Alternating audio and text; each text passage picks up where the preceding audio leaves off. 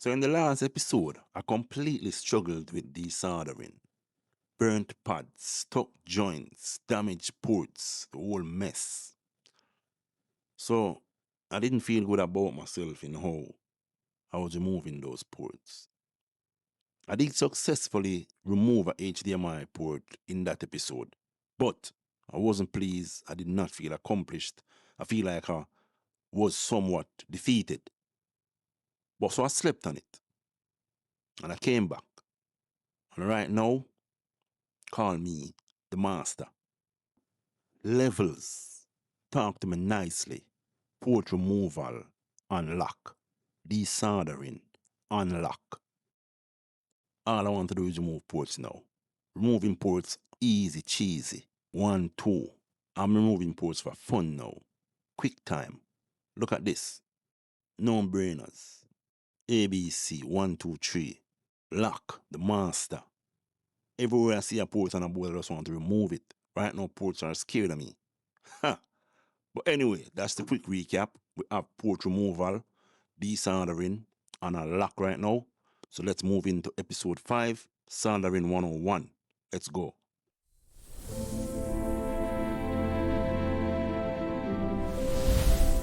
Yes, people. Welcome to Teaching Myself Electronics. This is episode 5, Soldering 101, improving my soldering skills. So from desoldering disaster to improving.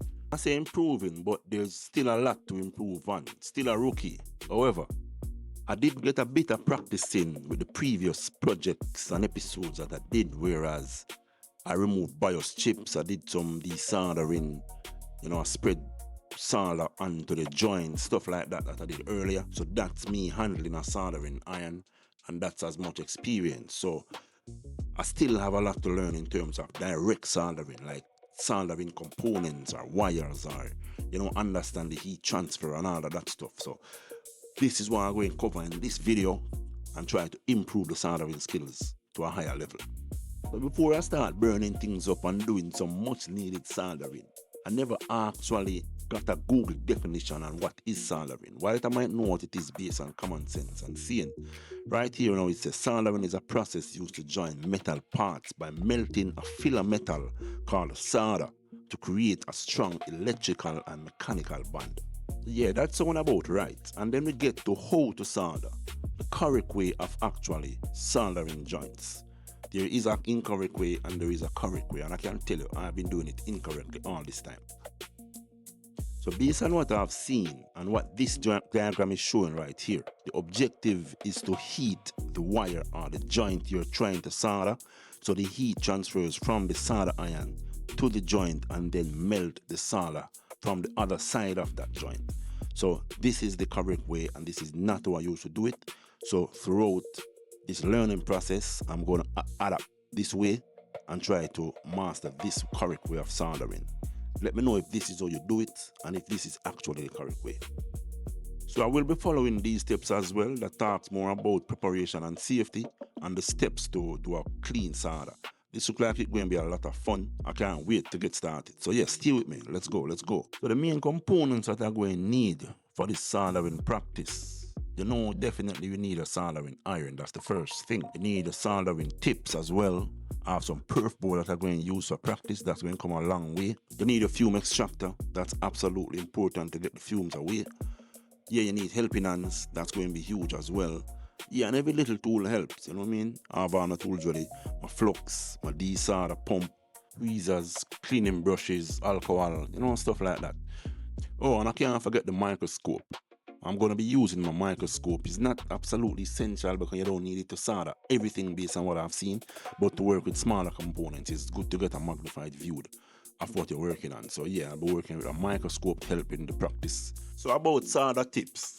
We have different solder tips for different type of soldering work that you do, right? And right now, my favorite types of solder tips right now are the chisel tip, the bevel tip, and the knife tip. I found myself using these tips a lot.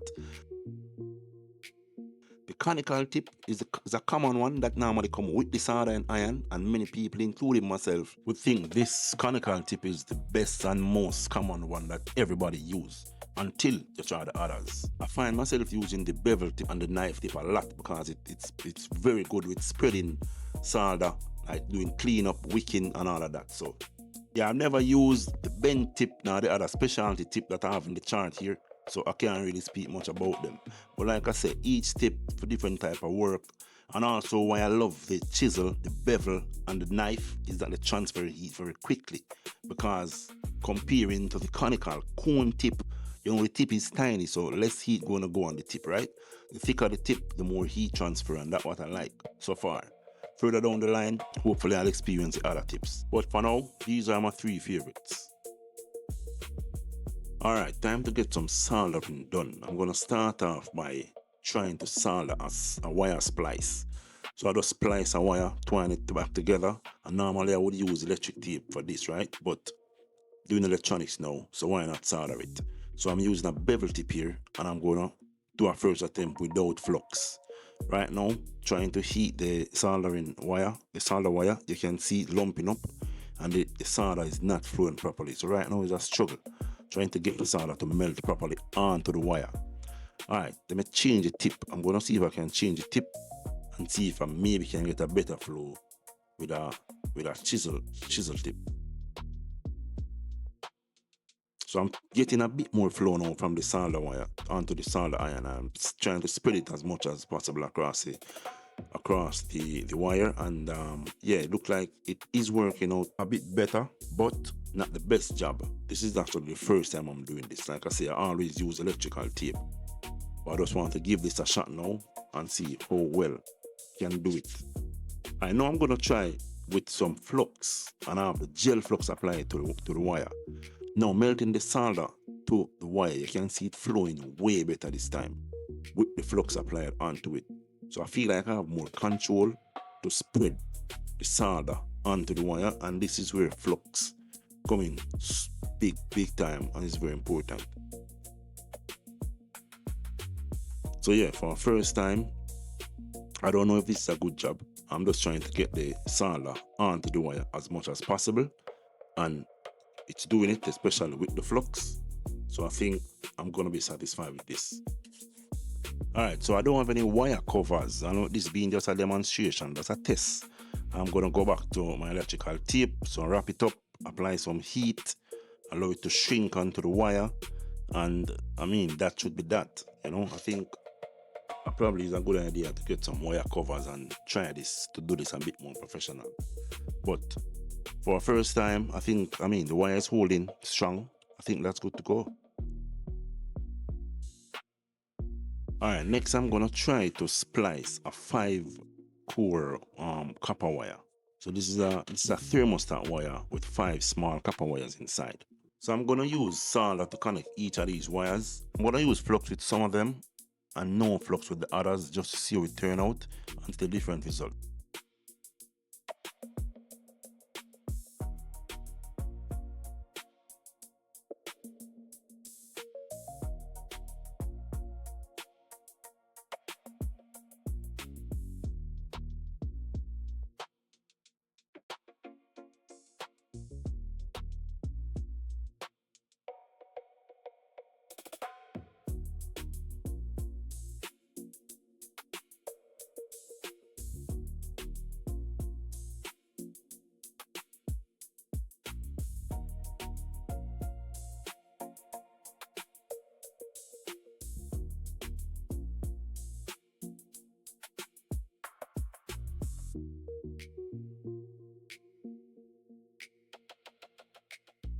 By no means this is a professional job.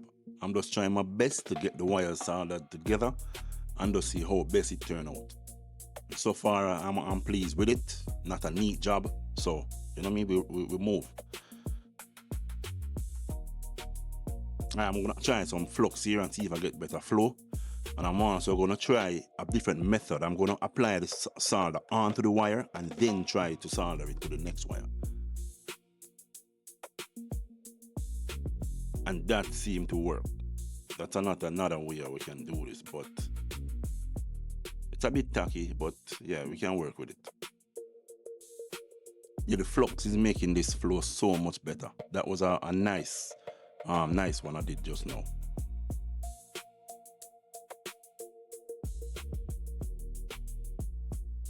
add some flux to this one. I look at, yeah, that's beautiful right there. That's a nice one as well.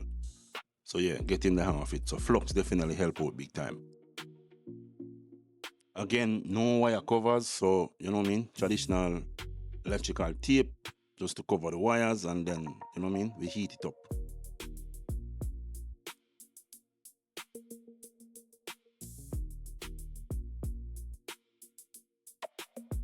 Okay, so a bit of soldering done. Let's talk about some solder wire. I only know about the lead-free, the leaded, and the low melt solder. These are the only types I've used, and I stick more with using lead-free solder. This is the one I'm currently using right now. I can't tell you that though, based on experience, the lead-free solder need higher temperature to melt than the leaded solder. And I notice a lot of people online use leaded solder because it's easier to work with. So for now, I don't pay a lot of attention to solder wire really. I just look for normally if it's lead-free or it's leaded, and the size. That's pretty much what I look for. But I know I have different types of solder wire that come with the flux built in. So I mean, if you wanna go with this chart for reference, feel free. But for me, I just get the lead-free, and I just get flux as well, and I just work with that combination.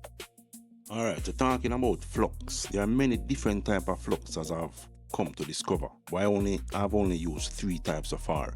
I use a wax type, a gel type, and a liquid flux. So the wax type, it's very sticky, it's very messy, and it's not my favorite flux to use, but it works, but it's very sticky. So this is what it looks like when I'm applying it with a brush to the board, and this is what it looks like when it starts heating. You can see it leaves a residue behind that can be a bit difficult to clean. I also have the liquid flux that says it's no clean, lead-free, non-corrosive. So you can see it applies to the board clear, and it looks pretty clean, but when it heats, it will leave a slight residue, but nothing too bad, and it cleans off easy. Then I have the gel flux or solder piece, and this one comes in a syringe in a gel format. And what I like about this one is whenever you apply it, it stays on the board. It's not as runny as the liquid flux, so it's pretty clean as well. It cleans off easy, and it stays with the component when you're applying heat, so it don't dry up pretty quick, and it's not as runny as the liquid flux. So it's ideal for like removing BIOS chips and so on in those type of situations.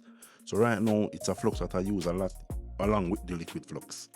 So these are the 3 flux that I use right now. The liquid flux, the wax flux, and the gel flux. But I don't like the wax flux, so I stick to the liquid and the gel flux. Alright, it's time to do some pin soldering. I have a PCB board here that came with some practice pins that I'm going to just test some direct pin soldering and see if I can catch the right flow with the solder iron and the solder that I'm using. I'm using that 0.8mm solder. So first of all, I'm gonna try to stick with that method. I'm gonna try to heat the pin and then bring the solder wire to the other side and try to have it flow onto the pin.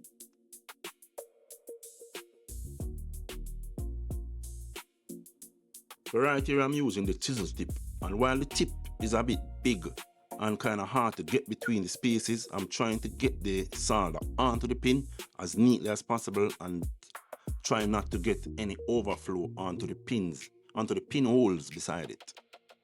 Yeah, looking good so far, but yeah, I just made a mistake here. Well, not a mistake, but I got some of the solder flow to the other pinhole, so I'm going to have to try to clean that up. So yeah, the chisel tip, I think it's too big, but I'm going to just continue with it because it's transferring the heat properly and the solder is flowing nicely. And this solder have 2% flux in it, so for the next step I'll try to use the conical tip and see how much better that one get the job done.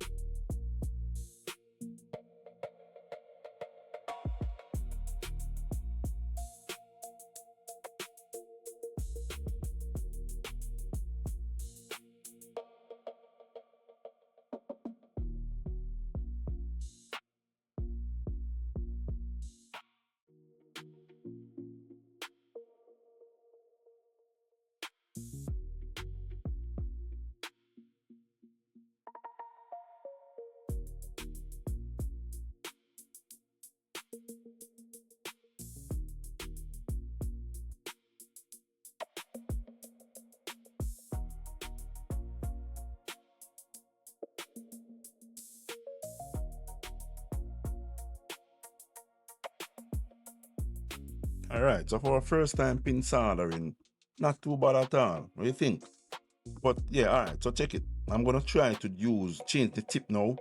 I'm gonna do solder some more pins, but I'm gonna use a conical tip and see if I'm able to do this more cleanly without getting any solder onto the pinholes close to it. And also, comment and let me know what you think about the solder joints. Are they good to go? Too much solder, too little? Let me know what you think. Alright, so here we go with the conical tip with the solder. You notice it's a bit taking a bit longer to melt the solder because the heat transfer is not as good as the chisel tip.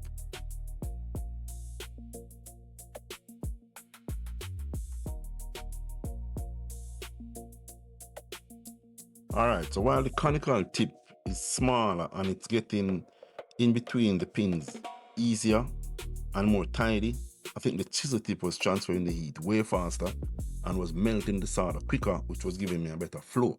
I think my joints with the chisel tip were much better than this one. So right now, my preference is the chisel tip, even though it's a bit bigger, you have to be more careful. But I mean, it's getting the job done and it's just a preference. But all in all, I think the joints that I did with the chisel tip were better than this one. Alright, trying to solder some LEDs now using the conical tip again. I think these are looking much better, much cleaner joints. So I think it's a matter of just getting more practice with the conical tip. I did say the chisel tip is easier to work with because it transfers the heat faster, but it's bigger and it's not so easy to get into certain places, like if you have close pins together. So I think it makes sense just to practice some more with the conical tip. Hopefully I can get it locked and then see how it goes from there. Alright people, I'm gonna wrap it up here. Don't want to make this video too long, but I'm gonna leave you with my technique in removing this stubborn USB port. And I remember these type of ports used to give me headache.